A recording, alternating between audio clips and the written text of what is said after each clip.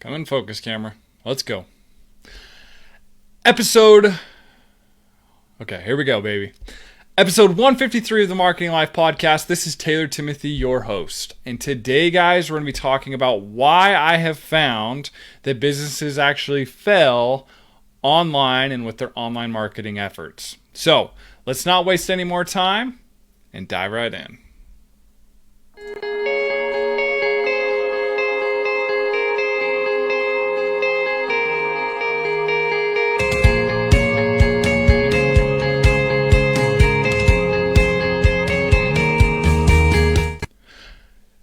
So, like I said, today we're going to be talking about 6 things that I personally believe why I have seen businesses fail online. So, this is kind of a touchy subject. You know, there's probably other reasons why as well they fail, but these are 6 reasons I personally came up with. So, during this time, if you find something that you believe and a reason why, post in the comments or shoot me an email if you're listening to the podcast. So, the first thing I want to talk about is a guarantee. So, there's a lot of companies out there that have a product that's a little bit more expensive, I would call it. It's not super cheap, right? And what happens is they run ads and they're like, our product's amazing, da da da da. But they don't have some sort of guarantee. So people are very hesitant to actually purchase their product because there's no guarantee. So for example, a company that has a $1,000 electric scooter, potentially you're not going to be like, I'm going to buy it right away. Now, if they have tons of good reviews and things like that, then yeah, potentially it could work out for them. But I personally believe that a guarantee can make or break a lot of online campaigns. So I've personally seen that on my end. I once was working with a company and their product was okay. And what happened is they kept selling it and we got bad reviews. And the company just was a wash, in my opinion. So the first thing, like I said, was a guarantee. The second thing is they actually don't follow up with their leads or their sales. So basically they're generating leads, they're getting leads coming through, but they're not grinding and actually finding and following up with these actual leads. So this is a huge thing that I have talked about quite a bit, but a lot of times companies don't follow up with their leads. So they're going to fail, of course, online if they're not following up with their leads. So the second thing, like I said, was they don't follow up.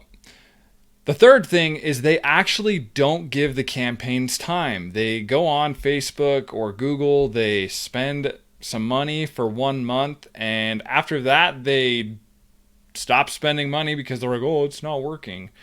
But they don't truly give the campaign actual time. And a lot of times it takes time to dial these campaigns. In my own personal experience, I worked with a company for 6 months and didn't really produce the results they were looking for. And after a while, a good chunk of time, we got the campaigns dialed in and then it kind of snowballed on us and everything was more profitable. So a lot of times it just takes time. They don't give it enough time. The other thing is, this is number 4, they don't know their numbers. So a lot of times, this is how things work out in my head anyways. Let's take a product for example. Let's say the product is $50 and our ROAS number on Facebook ads is like a 1.1 or just a solid 1. If it's a solid 1, we're breaking even. If it's a 1.25, then we're making a little bit of money. So this is how I look at this is if we are a 1, that's a win. Like if we can get these customers to come back over and over and over again, then it's a win that they are actually coming back and purchasing our product. Now, if they purchase 4, 5, 6, 7, 8 times and we're not spending any money to get them back into the door, then all of that, now that ROAS number increases hypothetically. So that's how I look at it is they actually don't know their numbers. A lot of times they don't know their conversion rates. They don't know what their cost per lead or acquisition is. They don't know these types of numbers, and it's super important that you know these numbers so that you can actually scale your campaigns and you can scale your business. If you don't know your numbers, then it's hard to scale. Sometimes people just spend money and they're like, oh, we're making more money. But they would know, if they knew exactly their numbers, then they would scale efficiently and more effectively. Now this one is a touchy subject as well, but their customer service, number 5, sucks. They just have terrible customer service, terrible follow-up with their clients, and they get people that are pissed off even though they have a great product.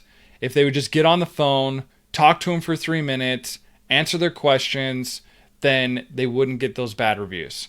So customer service will kill you in the long run, especially when it comes to online marketing, because people are going to be Googling and searching your reviews. And if you have bad reviews, then more than likely they're not going to buy it.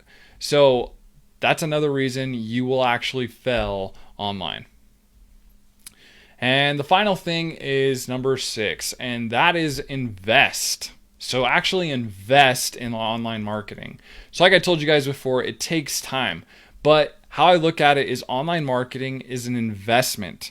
You have to invest in your online marketing because a lot of times you can't track things as well from your online marketing efforts. So for example, if you have a crappy website and someone comes to your website, potentially you're going to lose them. Now, if you invested in online marketing efforts and invested in your website and made a good looking website and set it up properly, then potentially and more likely they're going to convert into a buyer. So investing in online marketing is an investment. Like I said, online marketing is an investment. You put money into ads, it's an investment. It's just like the stock market. If you buy a stock at a certain dollar amount and it goes up, you make money.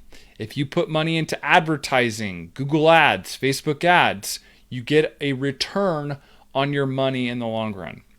So just investing in online marketing is going to help your business grow. And if you never invest in it, then it's going to fail online.